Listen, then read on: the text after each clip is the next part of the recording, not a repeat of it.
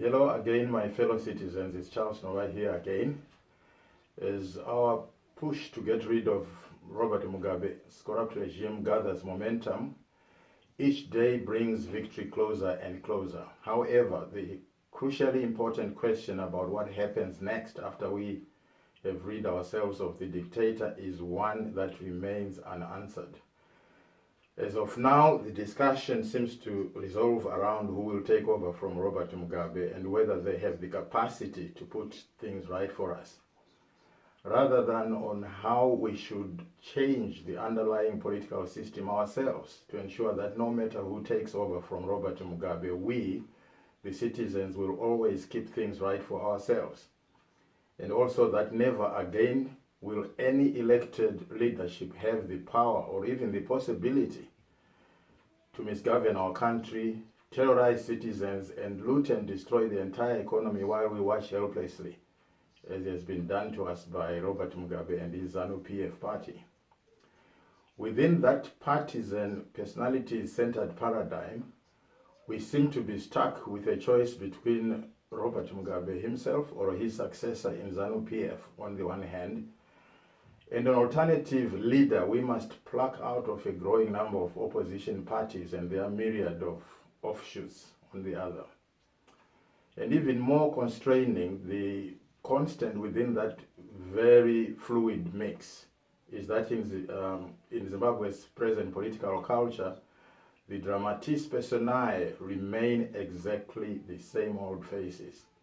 So the prospects for a clean breakaway from the old closed loop opportunistic politics of who do you know or do you know who I am, to the dawn of a new horizon of open politics in which what ordinary citizens think, say or want counts, are not that brilliant. As it appears, we may have to be content with just having anyone else from the same pool of actors as long as their name is not Robert Gabriel Mugabe. Private enterprises incorporated and organized as political parties are an important feature of the political model that was handed down to us by the British colonialists. But in my today's briefing, I will show you that the binary choice that you have to elect either the ruling party or an opposition party for your next government is all a false dichotomy. By the time you get to the end of this briefing, you will be relieved to know that there is another viable, tried and tested option, actually a much better political system that would be a very timely proposition for Zimbabwe, especially at this particular juncture when we need a new start and at the crossroads where we must choose not just a new direction for our country, but the right direction for our nation. In my view, the reason we are in this predicament today is that since the 1890s, our country has always been run by private enterprises pursuing only one agenda, and that is to plunder our wealth, distribute it between themselves and their friends, and treat everyone else as subjects who must suffer their lot in silence. That is the system Mugabe and his ZANU-PF party are thriving on today. And we need to replace it with a nation-centered system that gives back power and 100% shareholdership to citizens as we look to the post-Mugabe era. We have had enough of privatization of our country, privatization of our national wealth, privatization of political power, and privatization of our very nationhood and our sovereignty by vested group interests, starting from being ruled and robbed by the British South Africa Company in the 1890s, owned by Cecil John Rhodes and his business partner Alfred Bate. Except for an ambitious Cape to Cairo railway, which they wanted to build to move their loot up north to Europe, Rhodes and Alfred Bate did not want to develop the country. They just wanted to loot our wealth.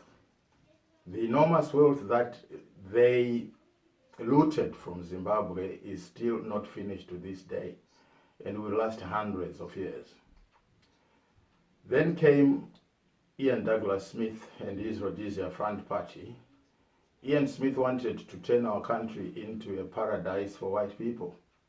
Unlike the BSA company of Cecil John Rhodes and Alfred Beit, his Rhodesian Front Party massively developed the country, building roads, railways, mining, agriculture, manufacturing industry, and setting up very strong and well-run policy delivery public entities such as Zisco Steel, National Railways, Willowvale Motor Industries, the GMB, Cotton Marketing Board, Dairy Board, Cold Storage Commission, Colcom, Agritex, and all these organizations, plus a very productive agricultural economy that earned our country the title of the breadbasket of Africa.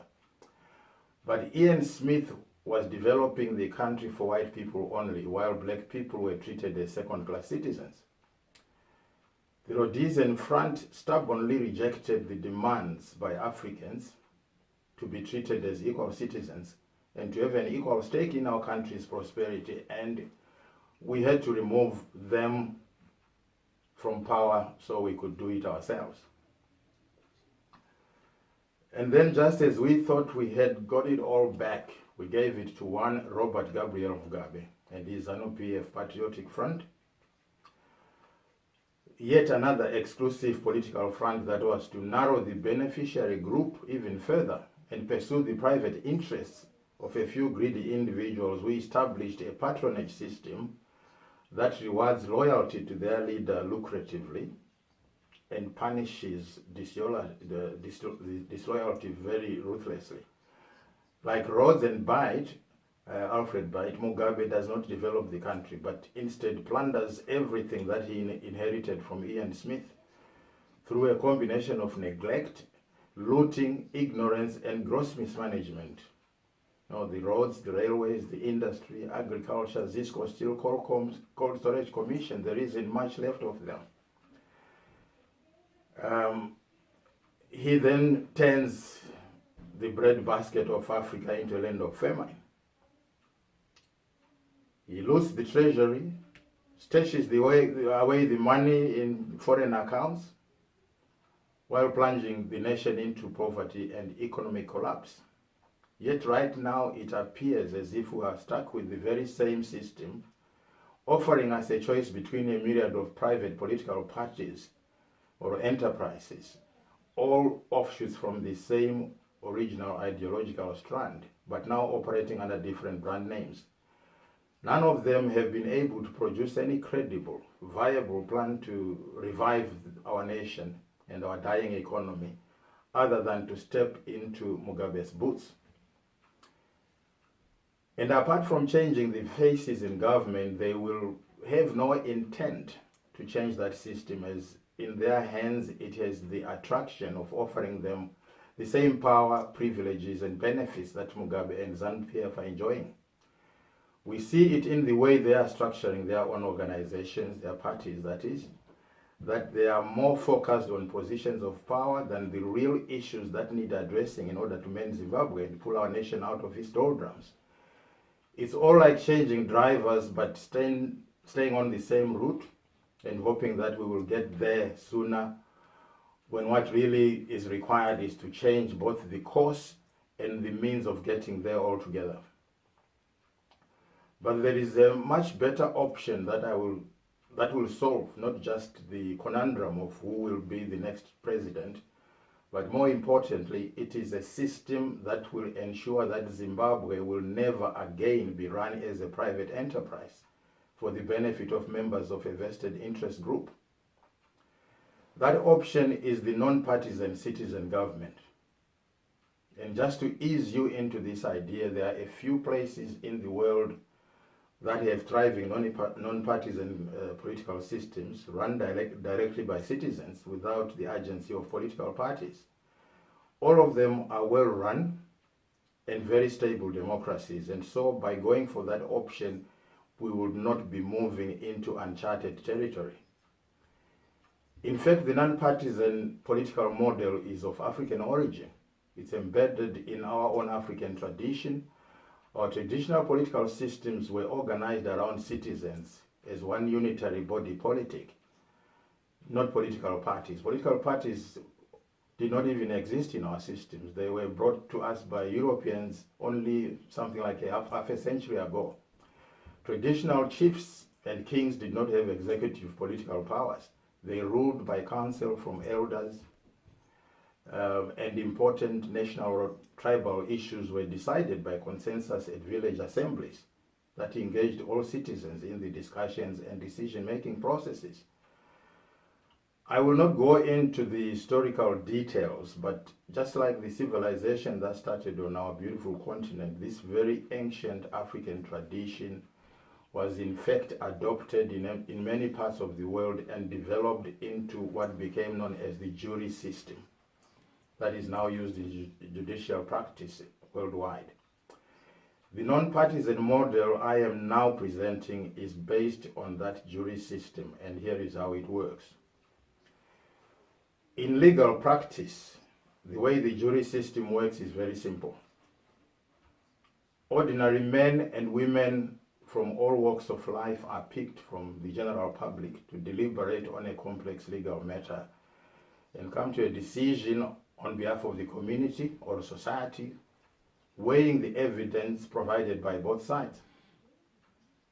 This is done because ordinary members of society, not accountable to any self-interest group such as a political party or a religion or a religious group or ideological group, can be trusted to give a fair and rational judgment on a complex issue because their integrity and lack of vested interests is recognized to be more capable of delivering justice than the experience and judgment, of members of the establishment who may have entrenched vested interest in the outcomes of the judicial process.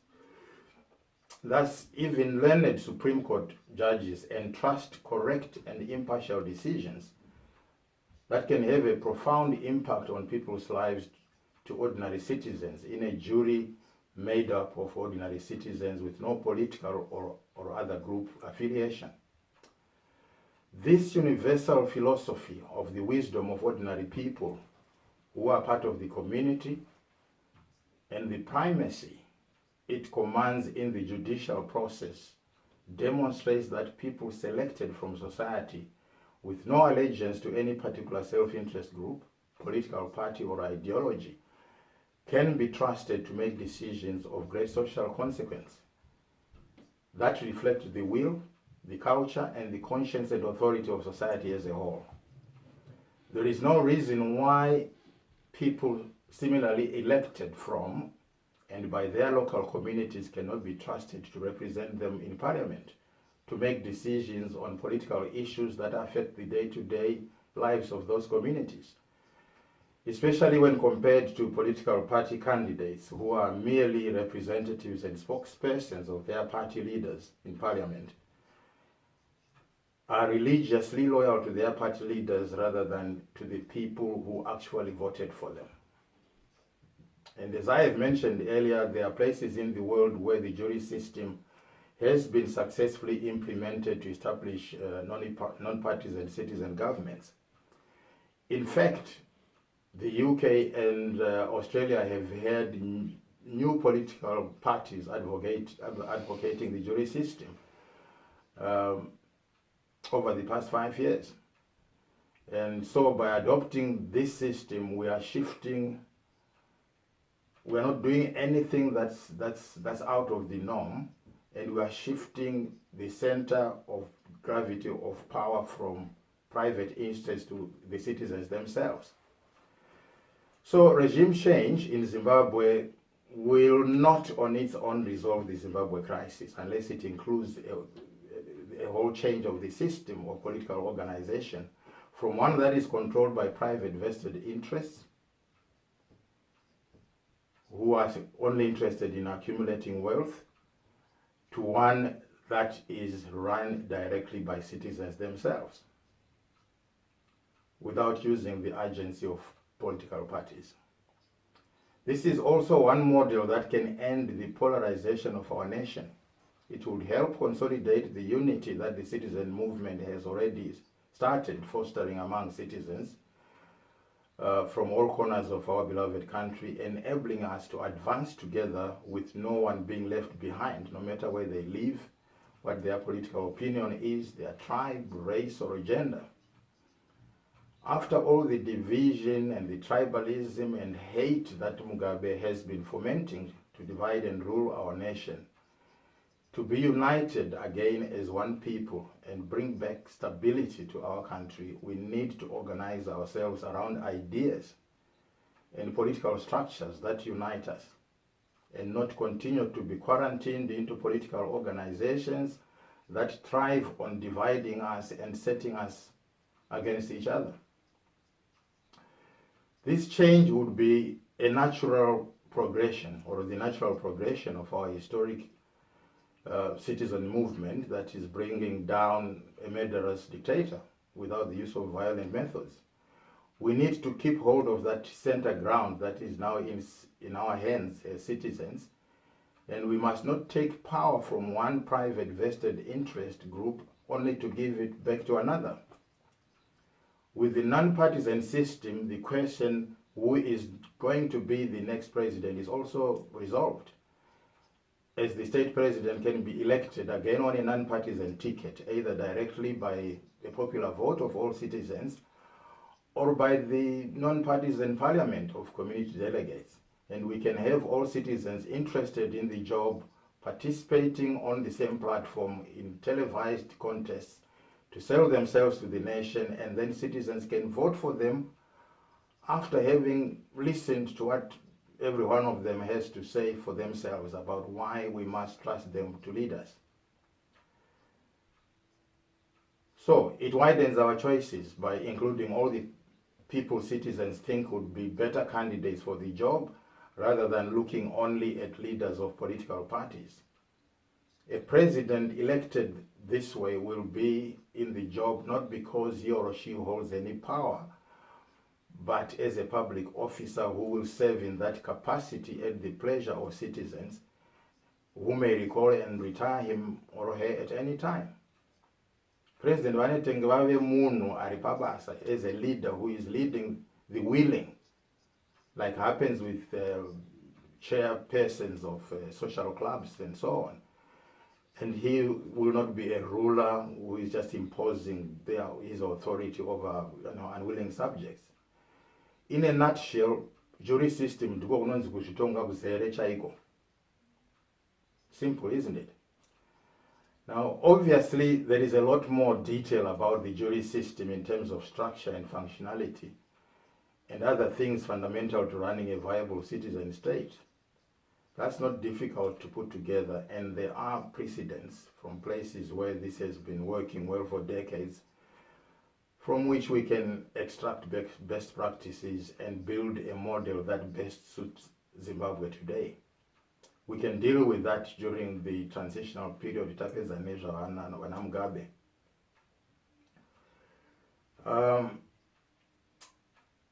But having said all that, I also want to stress very strongly that the non-partisan system proposition is not meant to demean or belittle the enormous work that opposition parties have done and are still doing to try and force change on an obstinate regime, and putting themselves in harm's way that way.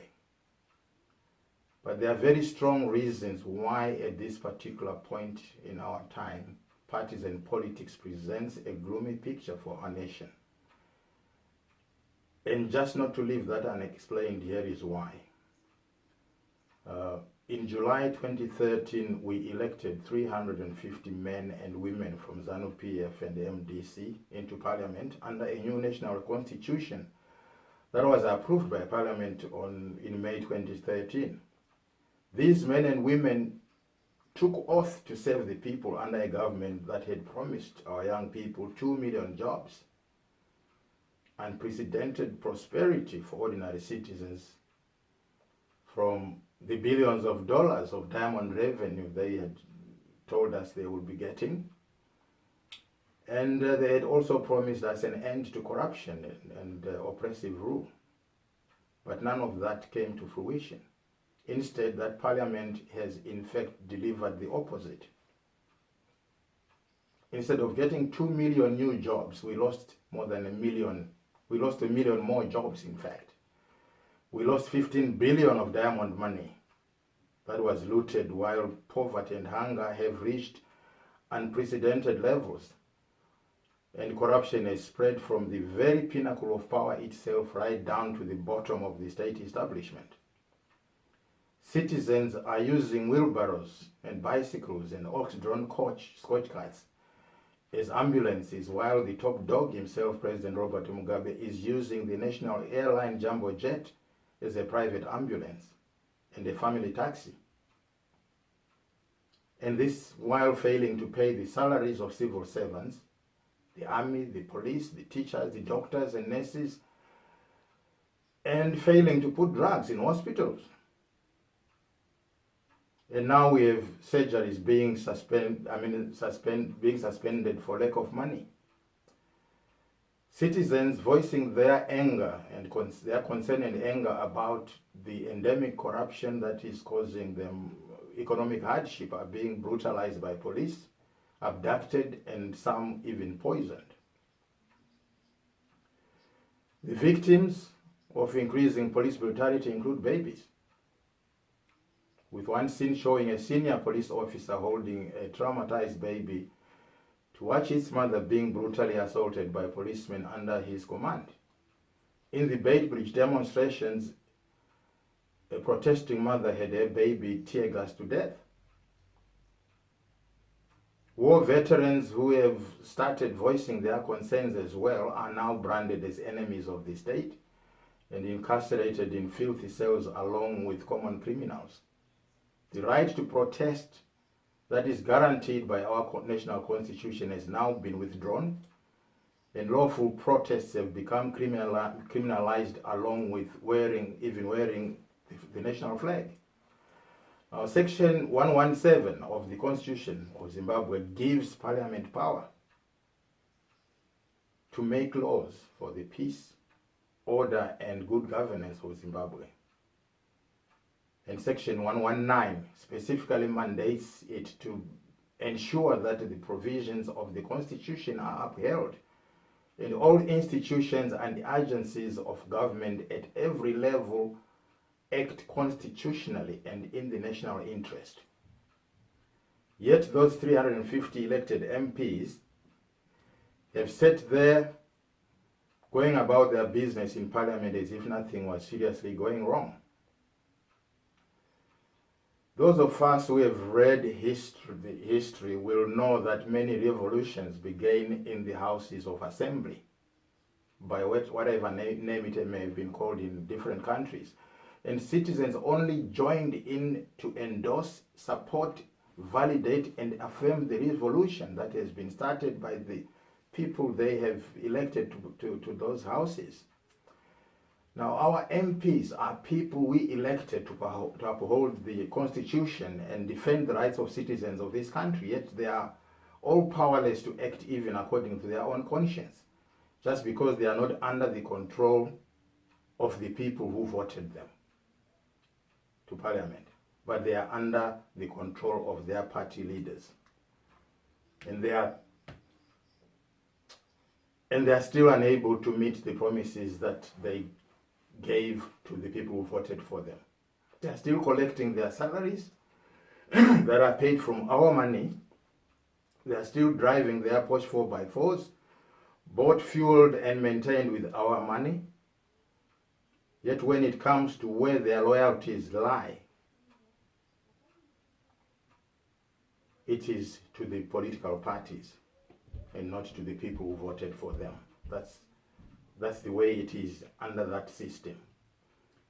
And all that beggars the question, when the regime finally collapses, and that could be talking about weeks or months, or just a few months, are we going to look up to that very same dysfunctional partisan parliament to take us into the future and to new elections? Are we going to stand back and watch the numerous political parties and a myriad of their factions, all of them offshoots of ZANU-PF and the MDC, reclaim the center stage, jostling for power and positions, making deals with each other, and then we end up with another multiple party, multiple faction, so-called GNU. The worst case scenario with the parties is absolute chaos and violence as new alliances and power deals are made or broken, and the most violent may gain the upper hand and become our new rulers. To avoid going down that road, we must never again have our country run by private enterprises. That started with Cecil John Rhodes and must end with Robert Gabriel Mugabe. In brief, those are the reasons why the non-partisan option is the only option that I think is viable for Zimbabwe today. But when this regime goes, we must not leave a power void either. We have seen what happened in Egypt and Libya, where after the fall of the dictators, the celebrations quickly turned into absolute bedlam. And that was because citizens were unprepared for the aftermath. They were unprepared for their victory. In Egypt, the military then seized power to prevent anarchy. The citizens had no clear plan what they were going to do next. And that turned the clock right back for Egypt. To fellow citizens, we have been in the trenches fighting the monster that has destroyed our nation and our country. I must say first, I do honor you. You have fought the war, and your commitment to change is not what is in doubt here. What is in doubt, what we have lost trust in, is the system. It has to be acknowledged that within the existing political setup, the choice was either to be with ZANU-PF or with an opposition political party. That's the way things were framed for us in the system that we adopted from the British. But as you have seen, the jury system now makes all that a false dichotomy. So I now earnestly invite you all to think seriously about how the party system has failed citizens and even yourselves, and perhaps decide to embrace the non-partisan option as a better way forward for our nation. You can participate fully in it yourselves without being hamstrung by party protocols and that value loyalty to the party or its top brass ahead of good ideas, ahead of your patriotism or your loyalty to fellow citizens. Yes. Put down those fences of division and exclusion that political parties have erected within our societies, and find yourselves a greater purpose, becoming part of a universal citizen political movement where your membership card is your national ID. Your defining political dress code is this flag.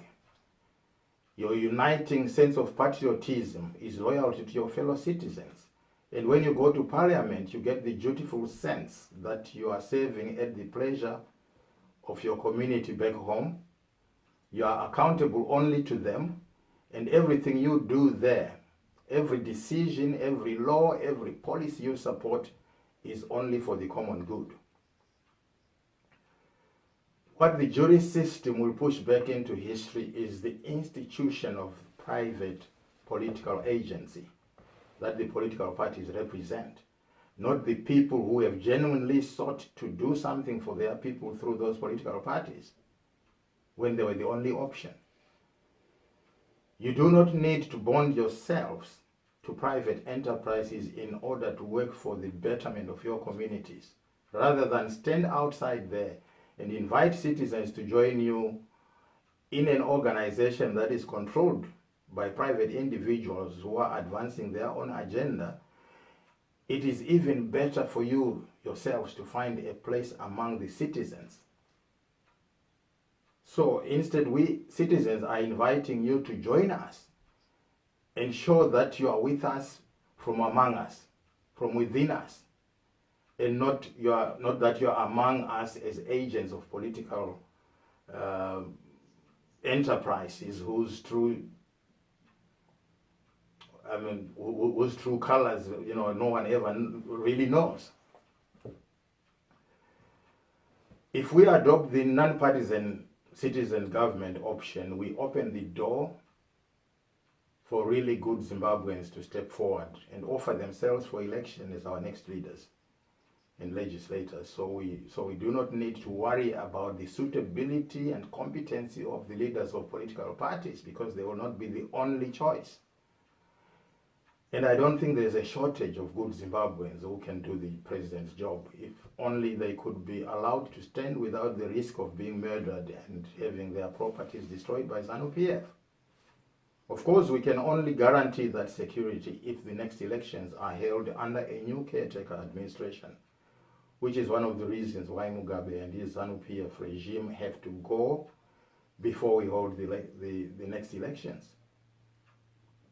Following from the above, the next challenge I would like to address is how do we ensure a smooth transition from Mugabe's dictatorship to establishing a non-partisan government run directly by citizens. Well, Zimbabweans are an amazing people. A few weeks ago, just as I was pondering this very question myself, Dr. Ibo Mandaza and some of our eminent Zimbabweans presented the idea of a national transitional authority to take non-partisan control of the state and manage the transition process. More recently, Dr. Kofi Annan has also advised Mugabe to hand over to an NTA before things get really nasty for him, his crew, and he did for us all. I don't think we have any other option if we are to avoid ending up like Somalia, Egypt, Libya, Afghanistan, and Iraq, where chaos ensued as citizens were unprepared for the fall of their dictators. A neutral national transitional authority will take the non-partisan control of the whole government, the security forces, the state media, the national finances, the electoral process that will take us to free and fair elections supervised by a truly independent non-political electoral commission. And quite honestly, as Dr. Ibo Mandaza rightly put it, an NTA may very well provide refuge to those in the present establishment who may have reason to be scared of true democracy and the aftermath of the collapse of the system they have been relying on for so long, for their prosperity and for impunity for various crimes against citizens. So, for the sake of peaceful transition, I would encourage all of us to put our weight behind the idea of a national transitional authority, babysitting the nation while we sort out our politics and then organizing the next elections. But I do want to add to that discussion of the NTA that the Zimbabwe national crisis is no longer an electoral issue and therefore cannot be resolved by just having elections, regardless of whether electoral reforms are implemented or not. We now have a government that has lost the trust of citizens, is very oppressive, has failed to run the country, has rigged elections to stay in power, and therefore it has lost legitimacy with citizens. Therefore, just like the apartheid South African crisis, the Zimbabwe crisis now requires a comprehensive CODESA-type agreement between the regime, the citizen movement, opposition parties, trade unions, and all other stakeholders that can then lead to the establishment of a national transitional authority, which will in turn implement agreed electoral reforms, organize free elections, and then that's what will finally resolve the crisis.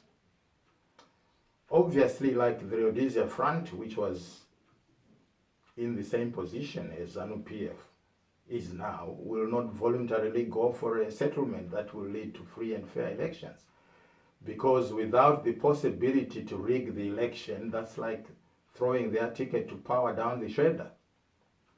For them, kunenge kwangofanana kumira munhu mu queue asina tickets kana mari, and they will have great difficulty with that. So this is something they have to be forced into, and this will involve all opposition parties, citizens, and all these people who have got issues, whether it's not being paid or anything, giving Mugabe a no other way out option. Instead, we must all push for, instead of pushing for electoral reforms, opposition parties are better off joining with other protest groups such as unpaid civil servants, trade unions, students, and just about every Zimbabwean citizen, and push for a comprehensive solution that will end everyone's problems. That is better than having all sorts of little groups, each one pushing for its own agenda and for its own, or trying to achieve its own goal, and then none of them ever achieving anything. I believe that it is the only approach that will resolve the crisis and put an end to the political chicanery that we have been seeing for the past decade.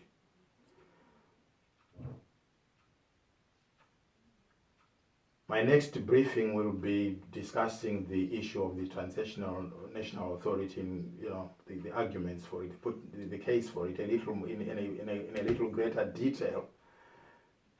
Thank you very much for watching, and please do continue to follow this flag, Chatajamuka, and all the other citizen initiatives are doing, because that's where we are all getting the inspiration to take back our country, bring back unity, prosperity, and pride to our nation.